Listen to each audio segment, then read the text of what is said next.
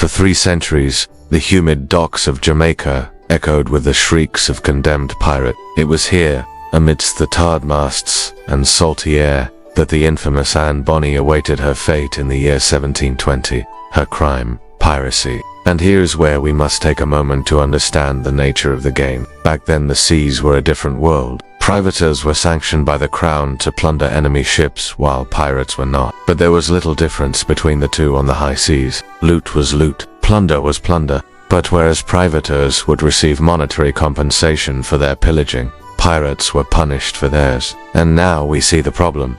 For unlike men, women had no such license. They could not claim self-defense, nor were they permitted to defend others. If a woman even set foot on a pirate ship, she did so as an accomplice.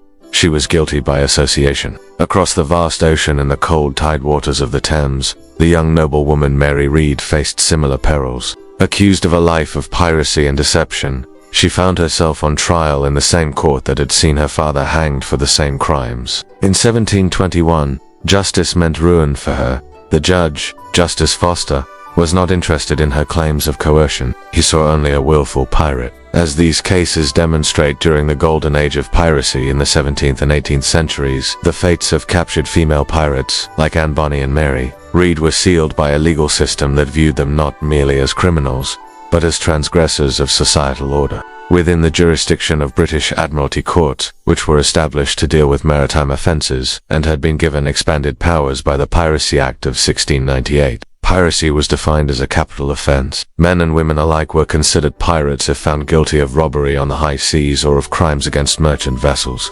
However, women's experiences in these courts differed significantly from their male counterparts. Trials were swift, sometimes lasting only a few hours, and often held in makeshift tribunals without juries. Unlike men who might be given a chance to plead their case, or even offered plea bargains, women like Bonny and Read were tried under the heavy presumption of guilt. The burden of proof was on them to prove innocence, a nearly impossible task given the dearth of legal protections afforded to women in general. At best, a woman might hope for a lighter sentence, usually in exchange for testimony against her fellow pirates, but such deals were rare and carried the risk of condemnation as an accomplice.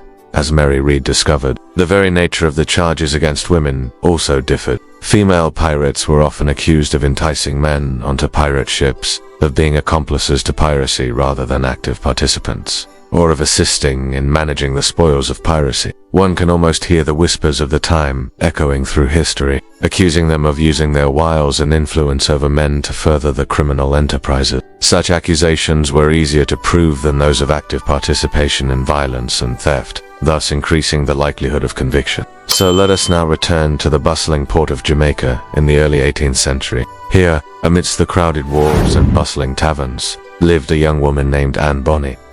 In this era of enlightenment, Anne's story becomes a case study in the challenges faced by women seeking autonomy and justice. Born into modest circumstances, she married a wealthy wood industry entrepreneur, Captain James Bonny. Yet within 5 years, this union dissolved into separation. Soon, fate intervened when she encountered the notorious pirate, Calico Jack. Captivated by his tales of adventure and riches, she embarked on a new life. The couple soon amassed a fortune plundering Spanish ships along the Caribbean coast. Though this illicit wealth brought material comforts, it couldn't shield Anne from the impending storm. When captured and brought to trial, Anne found herself in the same court as Mary Read, the young English noblewoman whose story mirrored Anne's journey into a life of piracy. Accused of a life of piracy and deception, Mary Read found herself on trial in the same court that had seen her father hanged for the same crimes. In 1721, justice meant ruin for her. The judge,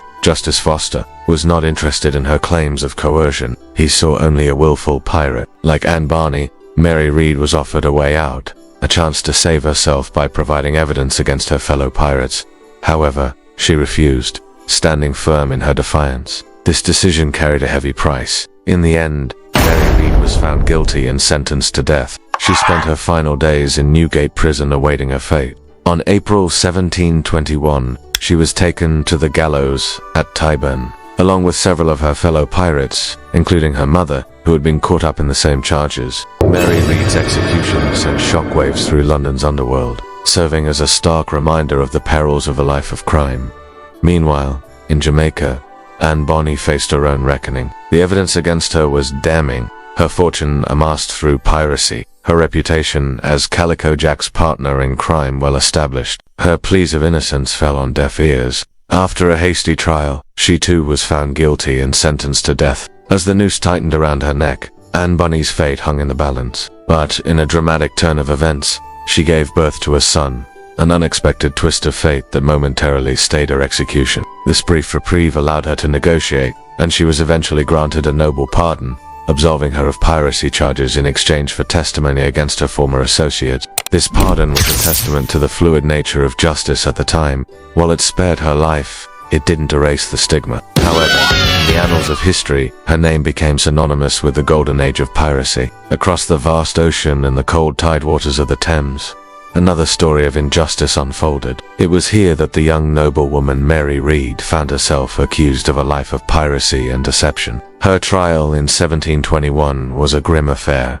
The judge, Justice Foster, saw no place for mercy. He had sentenced her to death. In the following days, she languished in Newgate prison, awaiting her fate. As the execution date loomed, the prospect of a noble pardon flickered, only to be extinguished as quickly as it had appeared. Just days before her scheduled death, she was informed that her request for clemency had been denied. On April 1721, Mary Read and several of her fellow pirates, including her own mother, were led from Newgate prison to the gallows at Tyburn, London.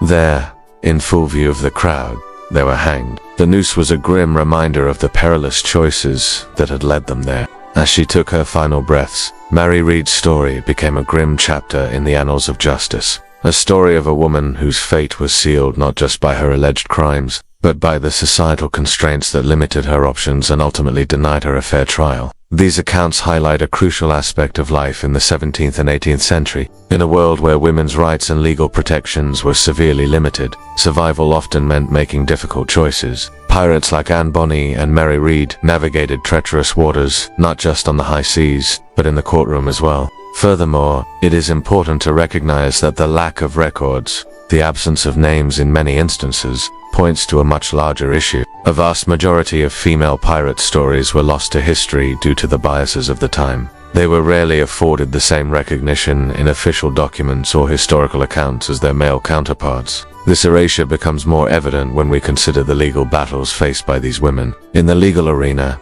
they were often charged with different offenses than men. Female pirates were frequently accused of enticing men into piracy, or of managing the proceeds of piracy charges that carried severe penalties, but paled in comparison to the punishments meted out to men convicted of robbery or murder on the high seas. Moreover, these trials offer a glimpse into the societal norms of the era. Women were expected to uphold a certain decorum. Their conduct was judged more harshly than men's, and any deviation from expected behavior, such as dressing as a man or engaging in what was deemed immoral conduct, could result in severe consequences. So why were women pirates treated so harshly? The answer lies in the social conventions of the 17th and 18th century. Women were expected to be subservient to men, to exist within the confines of domesticity. Piracy, which challenged the very foundations of societal order, was seen as an unforgivable transgression. The sight of a woman on a pirate ship was a spectacle in itself. It disrupted the gender roles that were so deeply ingrained in the culture. This disruption was not just met with punishment, it was met with scorn. The severity of their punishments, which ranged from imprisonment and hard labor to exile and, in many cases, death, served as a warning to other women. It was a message that echoed through the ages, reminding them of the high cost of challenging societal norms. From the execution of Mary Read in London to the pardons negotiated by Anne Bonny in Jamaica, each case was a dramatic confrontation between individual lives and the rigid laws and customs of the time. These stories are not just tales of the golden age of piracy, they are testimonies to the challenges faced by women, who dared to defy expectations and the heavy price they often paid. Their stories challenge us to look beyond the romanticized image of the swashbuckling pirate. They were ordinary people, men and women, who made extraordinary choices driven by extraordinary circumstances. So let us remember the likes of Anne Bonny, Mary Read, and Mary Critchett not just as footnotes in the history of piracy, but as central figures in a tale of human resilience, courage, and the unending quest for justice. Thank you for watching.